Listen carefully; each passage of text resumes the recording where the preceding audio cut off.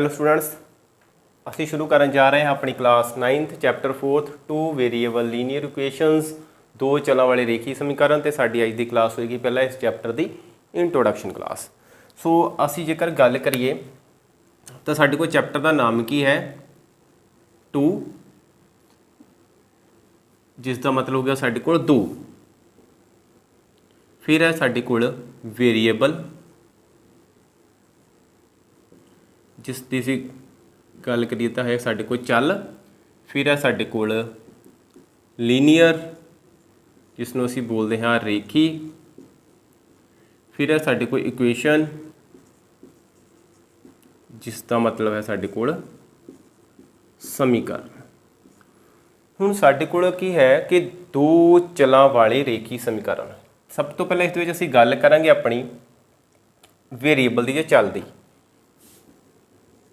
Variable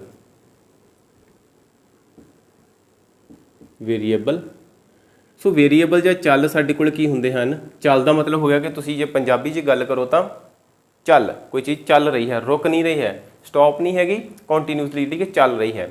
सो variable का मतलब ये है कि कोई चीज़ बदल रही है, वैरी कर रही है, ठीक है ना, वैरी कर रही है।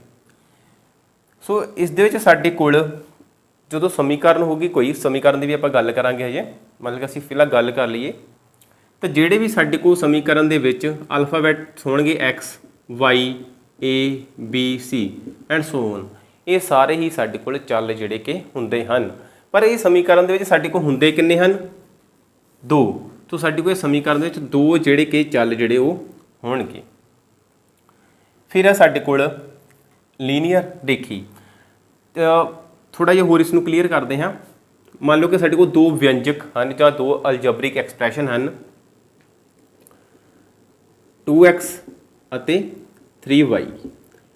अलग अलग साडे कोल व्यंजक ਜਾਂ अलजबरिक ਜਿਹੜੇ कि साडे कोल ਦਿੱਤੇ गए हैं। सो जो इन्हां अलजबरिक एक्सप्रैशन ते असीं कोई ऑपरेशन लगाते हाँ, मतलब कि असीं प्लस माइनस डिवाइड ਜਾਂ मल्टीप्लिकेशन कुछ भी करते हाँ, मतलब कि असीं प्लस कर देंगे 2x + 3y। क्लीयर? तो साडे कोल ये एक दो चलों वाली समीकरण हो गई। समीकरण असीं कह रहे हैं पर हजे समीकरण पूरी साडे कोल बनी नहीं है, ठीक है।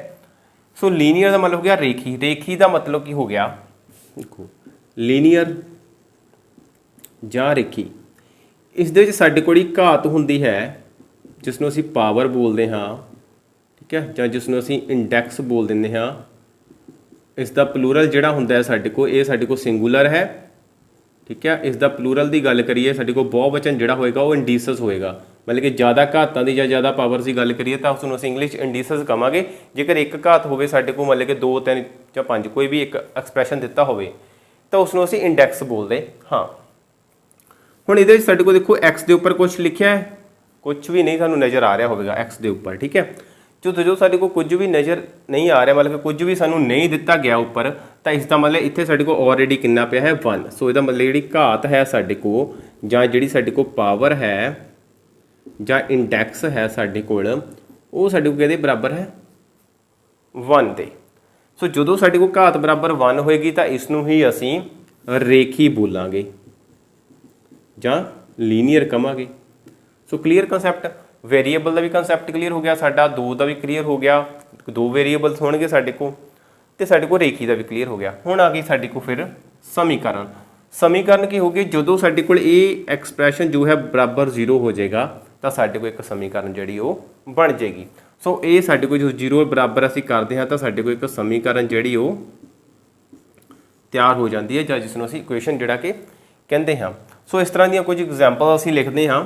Examples 3x + 2y = 0, 4x / 2 + 3y = 0, 9x - 3y + 2x + 4y - 3y = 0।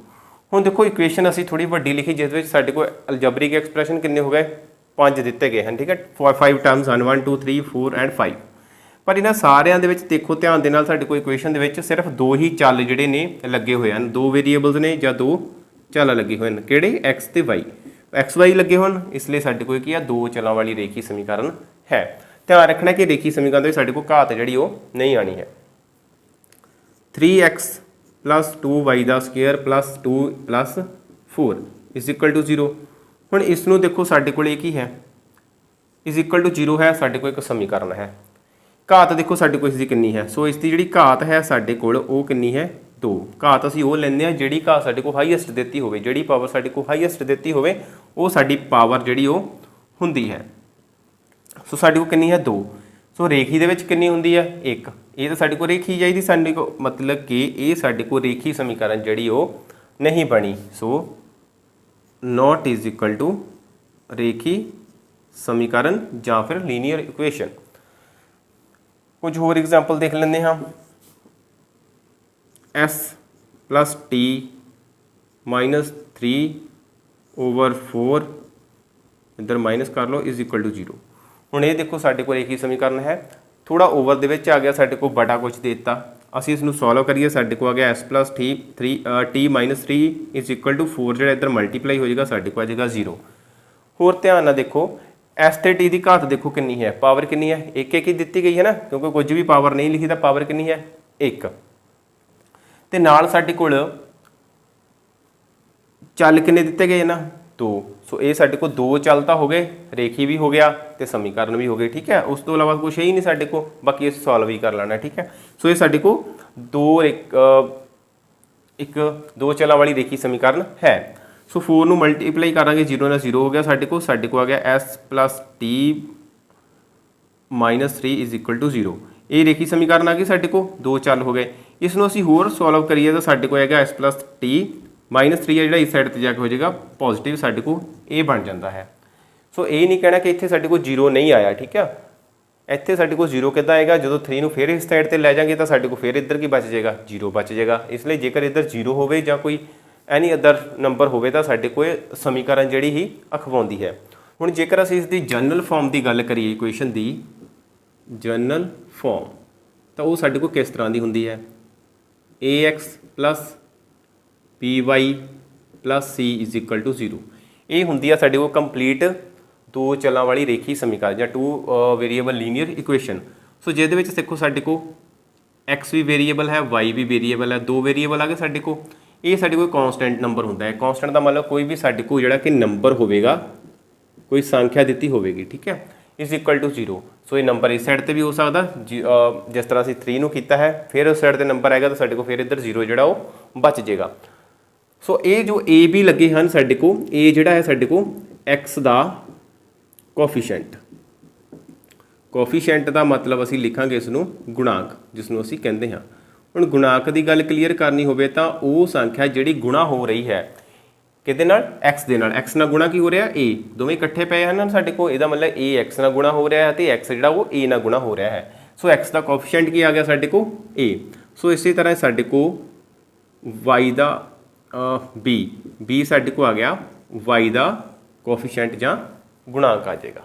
सो ये साडे कोल कॉन्स्टेंट टर्म हुंदी है, कोई भी नंबर हुंदा है जिस नाल साडे कोल कोई भी चल जिहड़ा वो नहीं लगा हुंदा। सो इसी साडे कोल साडा चैप्टर 4th दी इंट्रोडक्शन, उम्मीद करदा कि तुहानूं इंट्रोडक्शन जिहड़ी क्लीयर हो गई होवेगी। सो नैक्सट क्लास दे विच असीं करांगे अपनी एक्सरसाइज 4.1। सो थैंक यू, मिलदे हां नैक्सट क्लास दे विच नैक्सट क्वेश्चन दे नाल।